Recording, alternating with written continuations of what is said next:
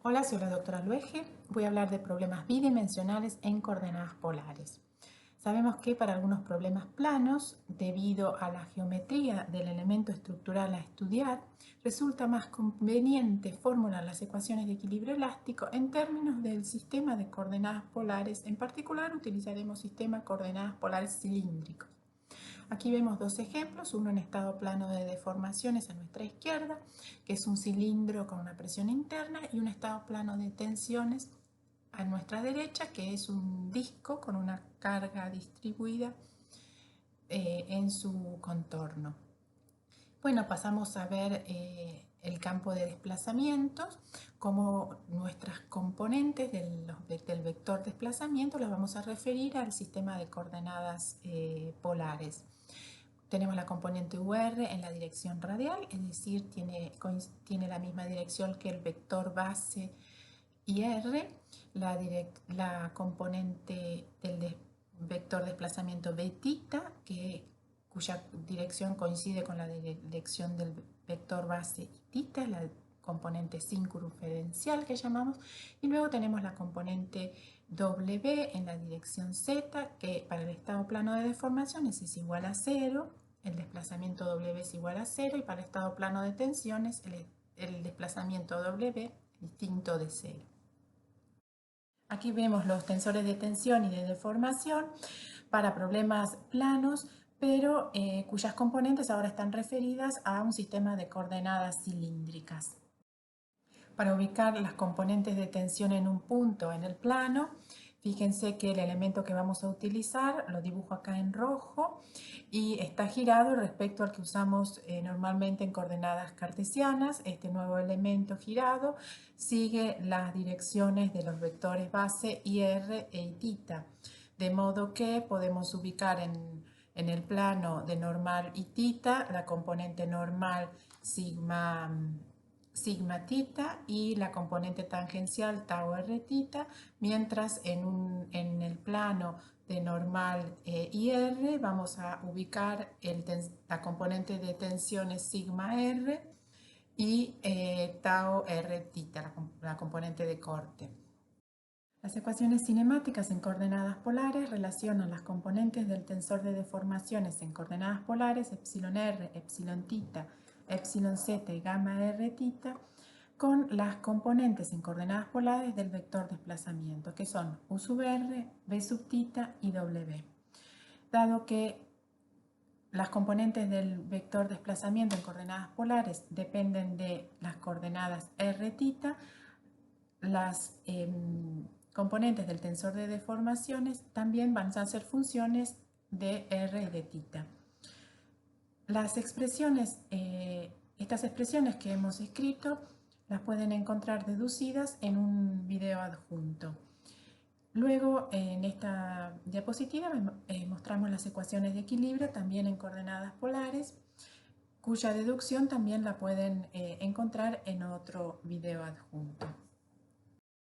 Las ecuaciones constitutivas en coordenadas polares ahora relacionan las componentes del tensor de tensiones sigma r, sigma θ, sigma z y tau r θ con las componentes del tensor de deformaciones epsilon r, epsilon θ, gamma r θ. Entonces utilizamos la ley de Hooke, que es válida para materiales elásticos, lineales e isótropos.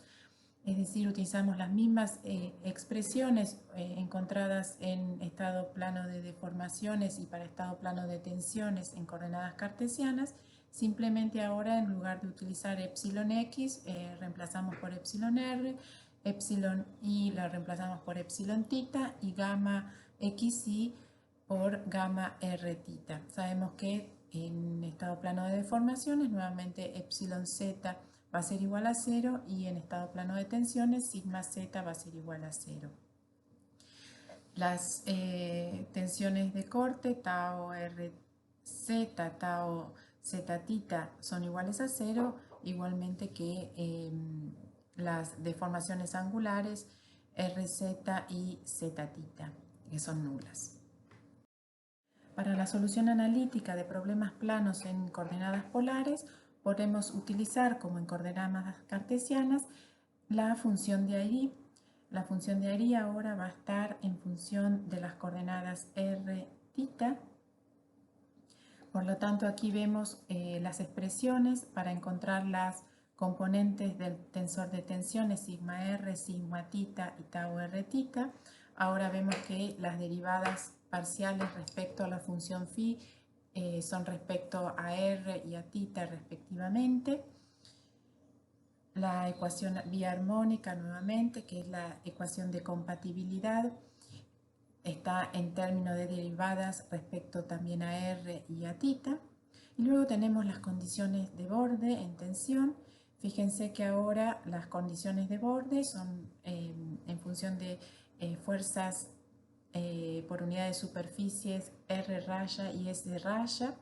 Son las fuerzas aplicadas en la dirección radial y circunferencial sobre la superficie y las encontramos conociendo las componentes de tensión en coordenadas polares, ahora sigma r, sigma tita, tau r tita, y donde L sub r y M sub tita son los cosenos directores del vector normal a la superficie donde se aplica las fuerzas, pero ahora fíjense que estos cosenos directores son los cosenos de los ángulos entre el vector normal a la superficie y el vector base y r para el caso de L sub r, y para el caso de M sub tita es el coseno del ángulo entre el vector normal y el vector base y tita.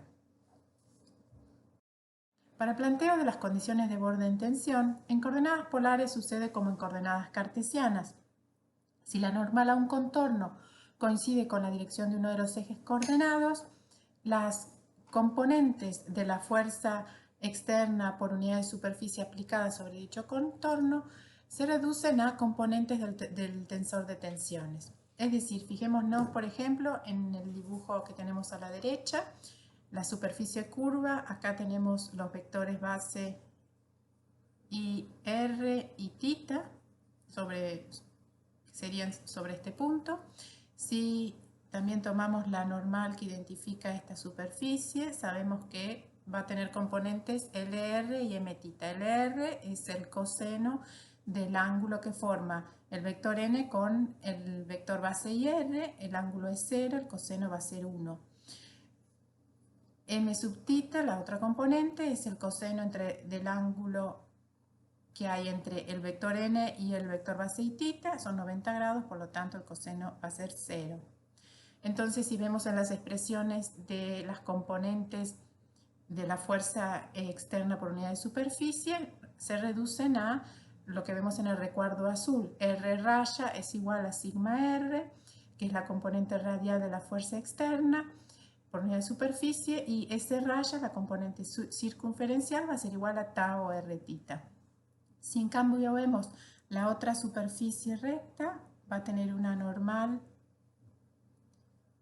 que va a ser igual a 0, 1, coincide con la dirección, en este caso circunferencial.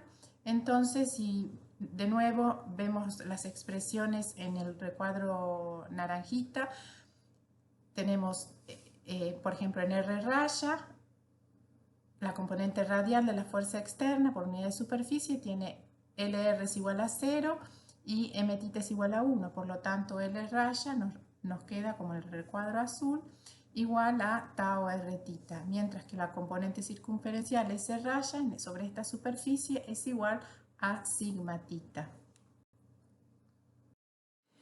El esquema de solución más general para ecuaciones biarmónicas puede encontrarse utilizando los métodos de Fourier.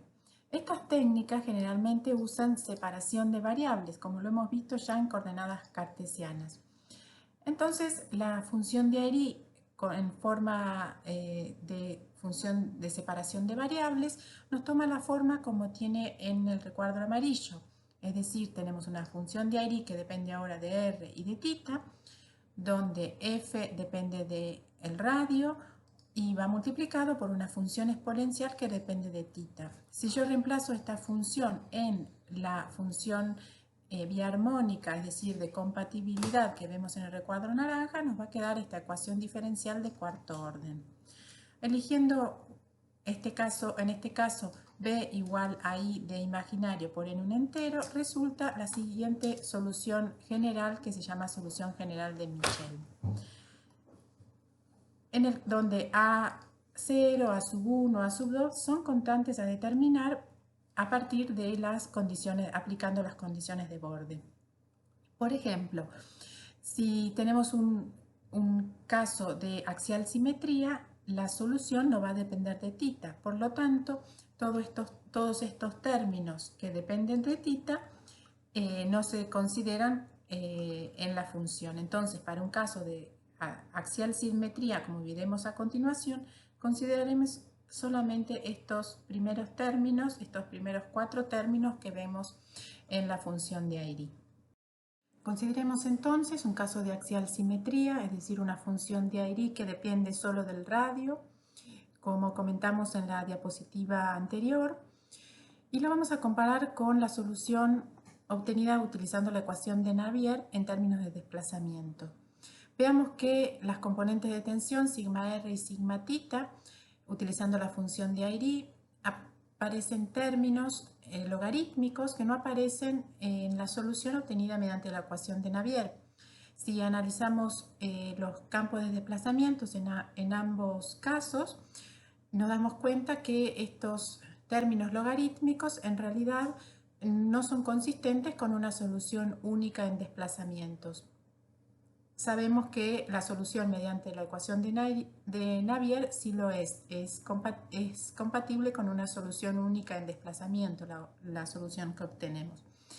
Luego, por lo tanto, en el ejemplo siguiente, por ejemplo, que veremos, no tendremos en cuenta estos términos logarítmicos. También podemos hacer notar que en el campo de desplazamientos utilizado con la función de Airy, tenemos términos subrayados con línea de trazos rojas. Esos aparecen, bueno, cuando integramos sabemos que la resolución mediante la función de Airy es en términos de tensiones, por lo tanto los desplazamientos los hemos obtenido por integración de las deformaciones y aparecen estos movimientos de cuerpo rígido que se resuelven una vez puestos los vínculos. Consideramos entonces el problema de un cilindro de pared gruesa con presión uniforme.